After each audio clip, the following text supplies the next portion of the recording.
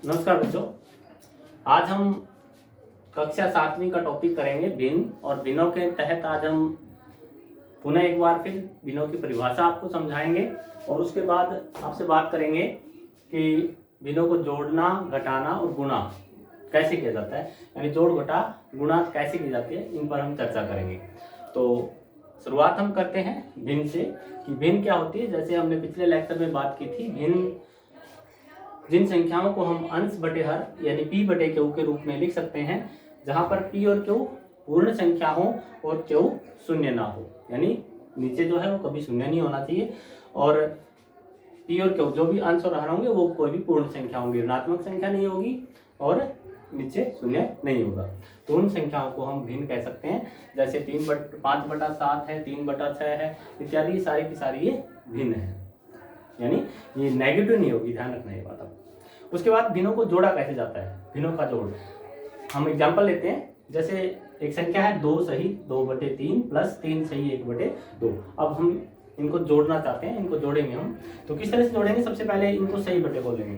पिछली कक्षा में आपने इस तरह के सवालों को किया है, इसको सरल करना। तो हम क्या करते हैं, हर की इस पूर्ण भाग से गुणा करते हैं, 3 दूनी 6, 6 में ये 2 जोड़ते हैं, 6 2 8, तो 8/3 होगा। इस तरह से जोड़ेंगे, बिल्कुल सही समझा आपने। 2 3 6 और 1 7, 7/2। अब 3 और 2 का हमने एलसीएम लिया, लघुत्तम से महावर्तक लिया।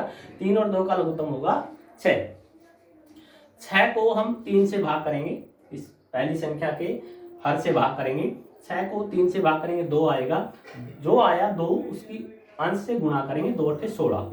ये तरीका हर सवाल में सेम रहेगा, आप इसको पकड़ लीजिए, कभी आपको समस्या नहीं आएगी।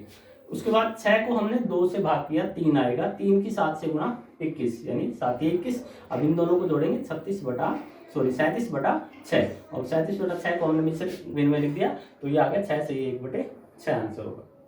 समझ गए आप अच्छे से। सबसे पहले क्या करेंगे, हम भिन्नों को जो यदि मिश्र भिन्न में है उसको सरल करके विषम भिन्न में ले आएंगे, फिर हरों का एलसीएम लेंगे। एलसीएम लेने के बाद, एलसीएम के बाद कॉन्सेप्ट रहेगा, एलसीएम लिया, जो एलसीएम आया उसको पहली संख्या के 8 से भाग करेंगे, ये पूरा पूरा विभाजित होगा। जो आपका विभाजक आएगा उसको 8 से गुणा करेंगे, वो पहली संख्या आएगी। इसी तरह से जो एलसीएम होगा उसको दूसरी संख्या के 8 से भाग करेंगे, जो आएगा उसको अंश से गुणा करवा देंगे, तो इस तरह से 37/6 होगा। तो ये कॉन्सेप्ट काम करेगा। इसी तरह से हम भिन्नों को घटा भी सकते हैं। आपके पास एक और एग्जाम्पल है, 8 से ही 1/2 में से घटाना आपको 3 से ही 5/8। पहले सरल करेंगे, 2 8 16 और 1 17/2 माइनस 8 से 24 और 5 29/8। सबसे पहले हमने सरल किया, सरल करने के बाद संख्या आई 17/2 माइनस का 29/8। अब 2 और 8 का एलसीएम आप सबको पता है 8 होगा।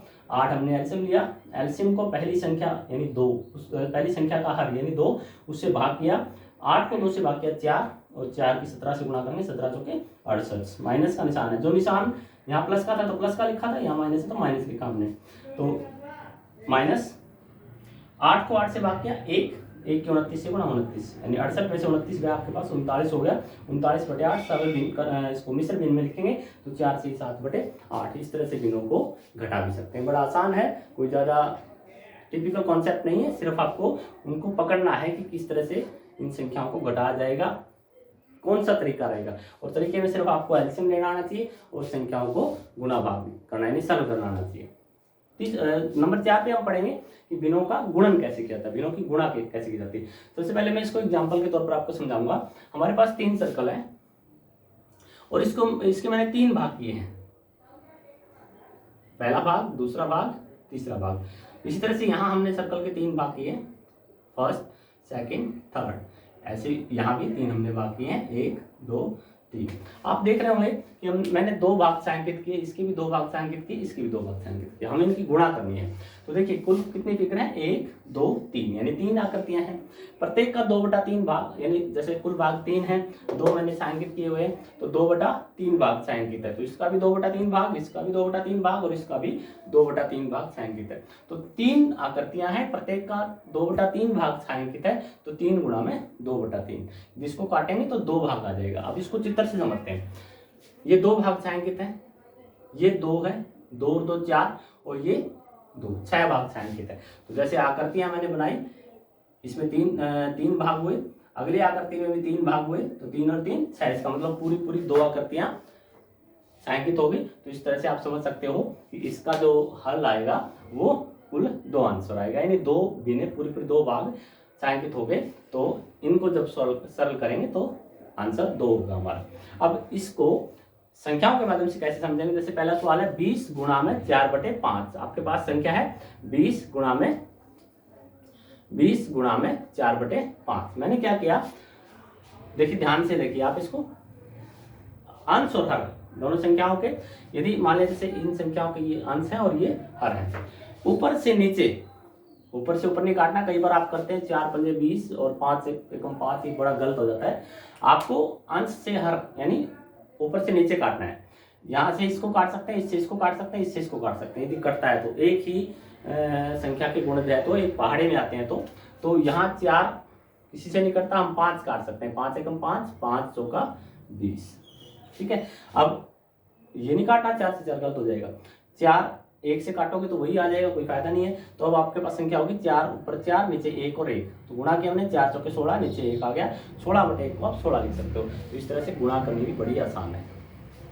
सवाल और देखिए, 3 से 2/5 गुणा में 8। सबसे पहले क्या किया मैंने, इसको खोला, 5 3 15 तो 17/5 गुणा में 8/1। अब इनको हल करेंगे, 8 से 5 नहीं कटता, 5 से 17 नहीं कटता, तो कोई भी संख्या एक दूसरे से नहीं कटती। उसका तरीका बात ये रहेगा कि दोनों की हमने अंश की गुणा की, 17 × 136 और नीचे 5 एकम 5, 136/5 इसको भाग किया तो 27 सही 1/5 आंसर होगा। तो इस तरह से हम गिनों की गुणा भी बड़ी आसानी से कर सकते हैं। बड़ा आसान कॉन्सेप्ट है और इसके आधार पर आप एक्सरसाइज के सवाल अच्छे से कर सकते हो। यानी पहली एक्सरसाइज में आपको 2.1 में आप देख रहे हैं कि उसमें पहले 2 सवाल हैं वो सिर्फ सरल करने हैं, इस तरह के सवाल होंगे। तीसरा चौथा पांचवें सवाल में एक संख्या दी है, जैसे किसी बच्चे को कहा गया है कि आप दीवार का 1/7 भाग कलर करो, दूसरे के कहा गया कि आप शेष भाग कलर करो, तो शेष कितना होगा।